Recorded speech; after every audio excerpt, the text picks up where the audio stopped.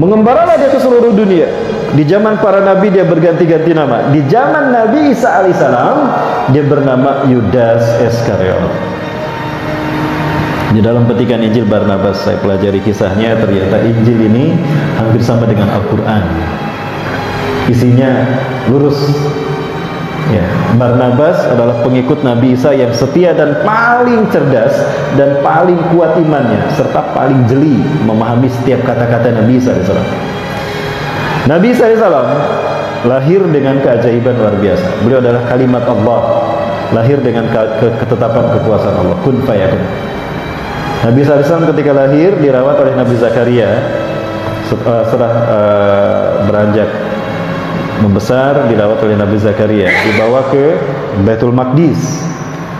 Saat itu para pendeta Sanhedrin, para pendeta bangsa Yahudi yang memasukkan Taurat menjadi Talmud. Taurat itu dihapus dari tempatnya, lalu mereka ganti dengan ayat yang mereka tulis sendiri. Yuharifunal kalima an mawadih. Mereka menghapus ayat dari tempatnya. Summa yaktubunal kitaba bi aydihim. Kemudian mereka menuliskan ayat dengan tangan mereka. Summa yaquluna hadza min indillah. Lalu mereka mengatakan ini datang dari Allah, padahal itu bukan dari Allah. Nah, ketika itu Nabi Isa sudah agak cukup anak-anak, sudah usia 12, bukan 12 ya. Usia 7-8 tahun. Nah, saat itu Nabi Isa mendengarkan apa yang disampaikan pendeta Sanhedrin. Wah, mereka menyampaikan Taurat, padahal Taurat nggak kayak gitu tuh. Wailun lakum, celaka kalian, kata Nabi Isa, naik ke atas meja. Innakum tuharifuna al-kalima mawadih. Kalian telah merubah satu ayat Allah dari tempatnya. Taurat yang kalian maksudkan tidak begitu bunyinya. Nih, Taurat yang asli begini. Kaget tuh para pendeta Sanhedrin ini. Nabi Isa meluruskan apa yang mereka bohongkan. Wah, ketahuan nih bohongnya sama Nabi Isa, sama Isa bin Maryam. Bertahun-tahun, berpuluh-puluh tahun mereka menyampaikan dakwah, tidak ada yang membantah. Giliran ada yang membantah, anak kecil, Isa bin Maryam. Ya. Setiap kali mereka ceramah, setiap kali itu pula dibantah oleh Nabi Isa alaihissalam. Maka lama-lama mereka berpikir, kalau kita diam aja, ini anak kecil kalau nggak disingkirkan, tekor kita, ketahuan bohong kita nih. Akhirnya mereka bersungkongkol, gimana kita bunuh Isa bin Maryam.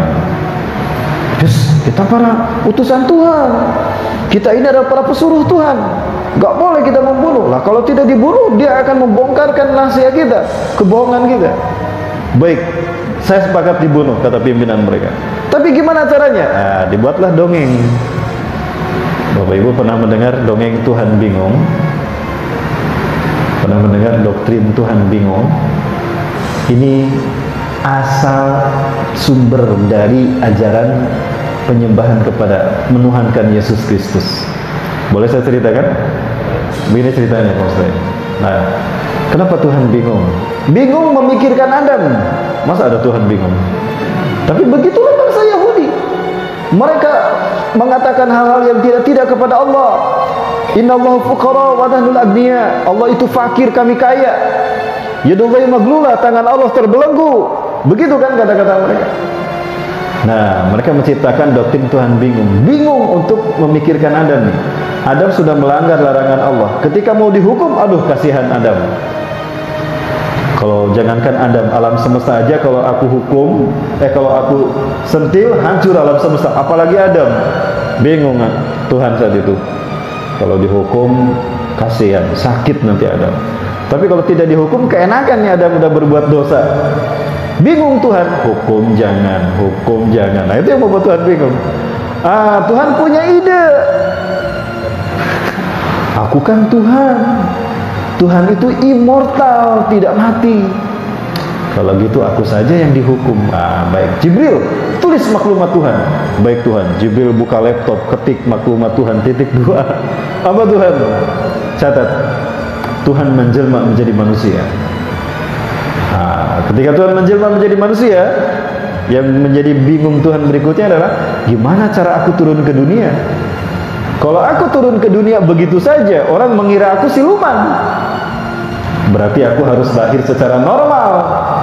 Jibril, nomor 2, Tuhan lahir secara normal. Baik Tuhan, nomor 2, Tuhan lahir secara normal.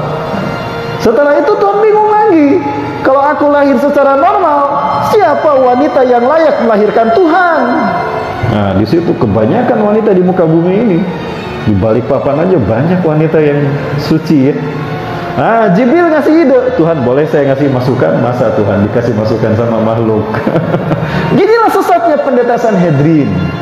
Pendeta yang kemudian berganti-ganti nama menjadi Ordosion, menjadi Knight Templar, dan sekarang mereka berganti nama menjadi Freemason. Ini keturunan ya Pak, yang dibikin oleh Zionis Yahudi. Ya, iwafillah rahmatullah. Jibril ngasih masukan kepada Tuhan. Tuhan, dulu engkau pernah mengutus aku ke Nazaret. Di sana seorang wanita suci, Maryam binti Imran, putri dari Hannah binti Fakus, saudaranya Harun, saudarinya Harun. Sucikah dia? Betul Tuhan. Hidupnya hanya untuk ibadah kepadamu di Baitul Maqdis. Dia diurus oleh Nabi Zakaria. Ah, Jibril, ihbit ilal ardh, qul laha li annani sa'alfuhu min ruhi ilaiha. Jibril, turun kamu ke muka bumi, sampaikan kepada Maryam, aku akan meniupkan ruhku ke dalam rahimnya agar dia melahirkan aku. Maka Tuhan meniupkan ruhnya kepada Ruhul Kudus, itu ditiupkan ke rahim Bunda Maria, lalu hamillah dia dan melahirkan Yesus Kristus untuk menebus dosa manusia. Maksudnya menebus dosa Adam. Jadi dia harus disalib untuk menebus dosa Adam. Intinya mereka ingin membunuh Nabi Isa, tapi mereka membuat dongeng. Tuhan bingung. Bayangkan, dari kebohongan ini melahirkan agama yang diikuti oleh manusia di dunia. Agama apa?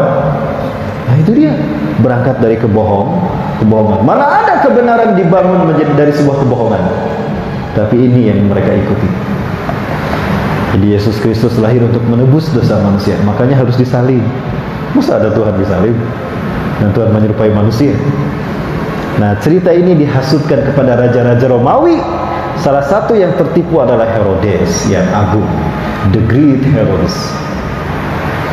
Ya, Nabi SAW mendapatkan wahyu dari Allah kalau beliau akan diangkat ke langit karena akan ada pengkhianatan. Nah, Nabi Isa bersabda kepada umatnya, Hawariyun.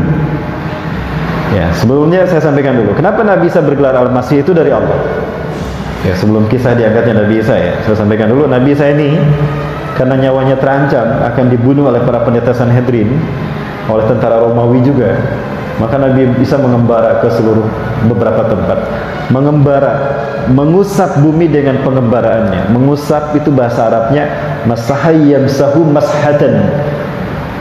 Ya, maka orangnya disebut Al-Masih, Masihud, yang mengusap. Ada satu kaum yang mereka punya penyakit buta sejak lahir, diusap dengan izin Allah, diusap oleh Nabi Isa sembuh. Ada orang yang berpenyakit sopak, mereka diusap kulitnya dengan izin Allah sembuh. Berimanlah mereka pada Nabi Isa AS. Di antara mereka ada yang beriman pertama kali bernama Barnabas. Ya. Datang kepada orang-orang yang sedang memancing ikan. Kalian sibuk memancing ikan setiap hari. Kalian sibuk mengumpulkan bekal kalian di dunia. Tapi kalian gak pernah terlihat olehku mengumpulkan bekal untuk hidup kalian di akhirat kelak. Siapa engkau? Aku Isa bin Maryam, Rasulullah, utusan Allah, Rasul dan Nabi dan Rasul Allah untuk kalian. Berimanlah kalian pada Allah. Didakwahi sama Nabi Isa, beriman mereka. 6 orang jadi pengikut Nabi Isa. Di tengah-tengah mereka ada Barnabas. Berangkat lagi pada satu kaum, ada kaum yang mereka mengalami ujian, musibah dan fitnahnya belum ada fitnah yang tidak terjawab melainkan dengan dihidupkannya lagi orang yang sudah mati. Dengan izin Allah, Nabi Isa menghidupkan orang mati tadi. Maka mereka pun beriman pada Nabi Isa. Di antara mereka yang beriman ada Yakobus. Saat itu genaplah pengikut Nabi Isa menjadi 12 orang. Ya, mengembaralah mereka bersama Nabi Isa sampai ke Jericho. Ya, di Jericho sekarang ini ada gua-gua yang konon gua-gua itu tempat di mana Nabi Isa dan Hawariyun bersembunyi dari kejaran tentara Romawi, Herodes. Nah, saat itu di zaman terakhir Nabi Isa berkata, kelak di antara kalian ada orang yang berkhianat kepadaku dan dia akan menggantikan tempat kedudukanku. Kata-kata Nabi Isa ini dicatat betul oleh Barnabas. akan ada orang yang berkhianat kepada Nabi Isa dan menggantikan kedudukannya. Siapa dia? Kayak jangan-jangan si Yudas nih. Yudas adalah orang ke-13. Nabi Isa padahal pernah memperingatkan, hati-hati iblis ada di tengah-tengah kalian. Hati-hati iblis ada di tengah-tengah kita. Yang mereka bayangkan iblis yang tidak terlihat. Padahal yang dimaksudkan Nabi Isa siapa? Yudas. Jangan-jangan si Yudas nih, kata Barnabas. Betul tuh. Sampai saat dimana Nabi Isa akan diangkat Allah, datang salah satu dari Hawarian. Wailun lana, intabihu. Bersembunyilah kalian, celaka kita. Ada apa? Sesungguhnya Herodes yang agung dan tentaranya Romawi dan juga para pendeta Sanhedrin akan datang untuk menangkap kita. Maka Nabi Isa AS kemudian memerintahkan semuanya bersembunyi, termasuk Nabi Isa bersembunyi. Bersembunyi semuanya. Maka Herodes datang. Aku tahu kalian ada di sekitar sini. Sebelum aku sergap kalian, aku tawarkan dengan bijaksana. Siapa di antara kalian, hei pengikut Isa bin Maryam, hei Hawariyun, siapa di antara kalian yang mau memberitahukan kepadaku di mana Isa bin Maryam bersembunyi, aku angkat dia menjadi patih kerajaanku, dan aku akan memberikan dia sepertiga harta kerajaan Herodes. Ada yang tergiur. Siapa? Yudas. Dia ini dajjal, Pak, Samiri. Aku butuh kekuasaan untuk mempengaruhi manusia, memperbudak manusia, dan aku butuh harta untuk keliling dunia, menyesatkan manusia. Keluarlah dia. Aku tahu di mana Isa bin Maryam bersembunyi. Ikuti aku. Di saat dia akan masuk ke tempat Nabi Isa bersembunyi, Allah berfirman kepada Nabi Isa. Ini ada dalam Al-Quran, surat Ali Imran, ayat ke-55. A'udzubillahi minasyaitonir rajim. Kalau Allah, dan ingatlah ketika Allah berfirman, ya Isa, sesungguhnya Isa ini mutawafika, sesungguhnya aku akan menidurkan kau. Kalimat mutawafik ini berarti tidur, bukan mati. Di dalam Quran surat Al-An'am ayat ke-60, Allah menyatakan, a'udzubillahi minasyaitonir rajim, wa huwal ladzi yatawaffakum bil-laili wa ya'lamu ma jarahtum bin-nahar. Al-ayat. Dan dialah Allah yang telah menidurkan kau di waktu malam. Nah, kalimatnya yatawaffakum. Jadi wafat ini bukan berarti tidur saja, bukan berarti mati, tetapi juga berarti tidur. Kita bangun tidur, doanya apa, Pak? Alhamdulillahilladzi ahyana ba'da ma amatana. Segala puji bagi Allah yang telah menghidupkan kami setelah mematikan kami. Mati itu. An-naum akhul maut wa la yamutu ahlul jannah. Tidur saudara kematian, dan ahli surga tidak akan pernah mati, apalagi mati. Tidur pun tidak. Nah, jadi Allah menidurkan Nabi SAW. Wa rafika ilayya, dan aku akan mengangkatmu ke sisiku. Nah, diangkat dengan fisiknya, bukan hanya ruhnya. Kalau ruhnya diangkat, fisiknya mana sekarang? Diangkat dengan fisiknya. Wa mutahhiruka minal ladzina kafaru, dan aku akan mensucikan kau dari orang-orang kafir. Wa ja'ilul ladzina tabauka fawqal ladzina kafaru ila yaumil qiyamah, dan aku akan menjadikan orang-orang yang mengikutimu lebih mulia daripada orang kafir sampai hari kiamat. Al-ayat. Ketika Yudas masuk ke tempat di mana Nabi Isa bersembunyi, ada tidak Nabi Isa? Tidak ada. Nabi Isa sudah diangkat ke langit. Di saat dia masuk, bingung tuh Yudas. Di mana Isa bin Maryam? Tadi dia ada di sini. Saya lihat betul dia. Nah, di saat itulah Allah menjelmakan dia menjadi Nabi Isa. Allah menserupakan Yudas menjadi Nabi Isa AS. Surat An-Nisa ayat ke 157. Kalau Bapak Ibu melihat ada salibnya orang-orang Katolik, ya, orang Katolik yang ada patung Yesusnya, terkadang ada tulisan Indri di atasnya. Di atas kepalanya itu ada tulisan Indri. Indri artinya penjelmaan. Jadi si Yudas Iskariot Allah serupakan menjadi Isa bin Maryam. Maka ketika dia keluar, siapa yang ditangkap oleh Herodes? Si Yudas. Kamu Isa, kamu dicari-cari, malah datang sendiri sini. Wah, kok jadi aku yang ditangkap? Lastu Isa, anak Yudas ala dia dulu kemilih. Aku Isa, bukan Yudas. Aku Yudas, bukan Isa, kebalik. Yang menunjukkan kamu tadi, kok aku yang ditangkap? Udah diem, wajah kamu wajah Isa, kamu tak Isa bin Maryam. Wah, kok aku jadi disebut Isa? Emang wajahku jadi Isa bin Maryam? Aku Yudas, bukan Isa. Udah diem. Nah, gempar tuh Hawariyun. Aduh, Nabi Isa ditangkap. Berselisih mereka, benar Nabi Isa ditangkap. Nah, yang ingat Barnabas. Jangan-jangan ini nih yang diserupakan Allah. Yudas diserupakan Allah menjadi Isa bin Maryam. Dia berkhianat kepada Nabi Isa, memberitahukan di mana Nabi Isa bersembunyi, dan dia menggantikan Nabi Isa di tiang salib. Itu kata-kata Nabi Isa yang terakhir. Ya. Disalib dia ditidurkan, ya disalib itu ditidurkan dulu kan, salibnya terbawa. Ketika dia tidur, dia melihat Nabi Isa diangkat ke langit. Disitulah dia berkata pada Nabi Isa, Eli Eli lama sabaqtani, Tuhanku Tuhanku kenapa kau tinggalkan aku? Ada dalam Bible kan, Tuhanku Tuhanku kenapa kau tinggalkan aku? Tuh, kok Yudas bisa melihat Nabi Isa? Berarti Nabi Isa diangkat dengan fisiknya kan? Kalau cuma ruhnya mana terlihat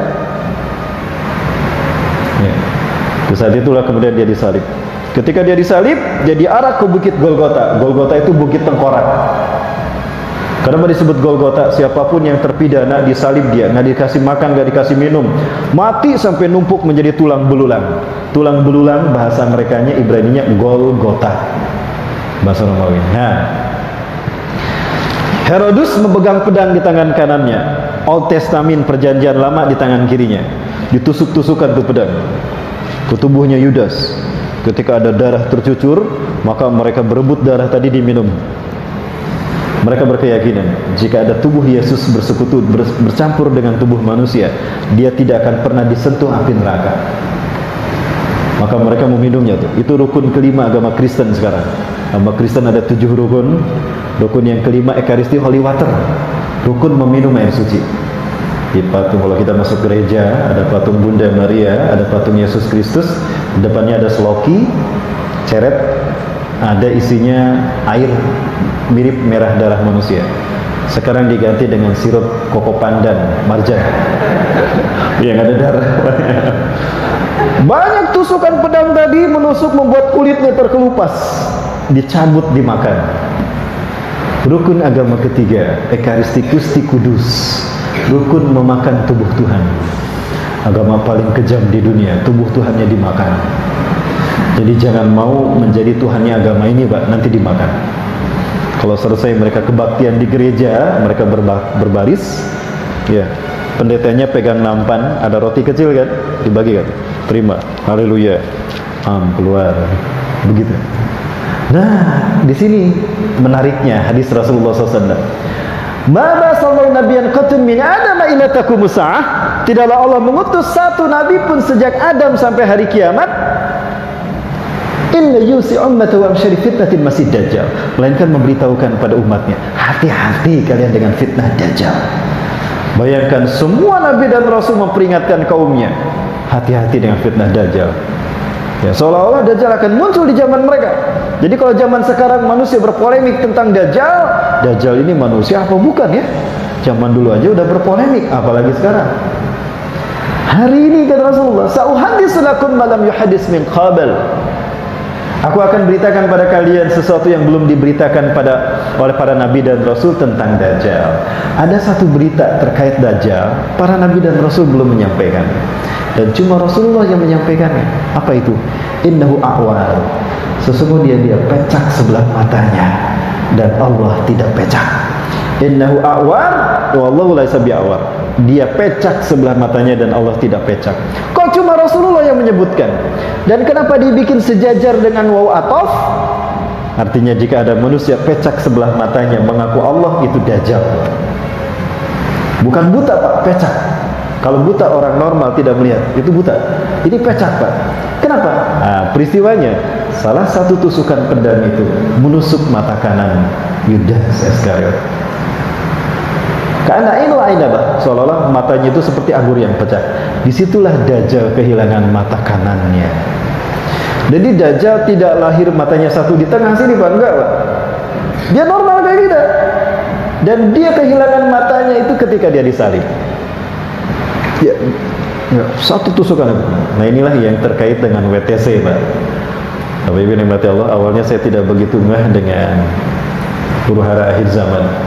Tapi begitu saya menyaksikan WTC, wah, ini ada kebohongan besar. Dari WTC inilah terungkap berbagai macam rahasia fitrah dunia. Ibadah rahmatullah. Ini waktunya sudah jam 7 ya.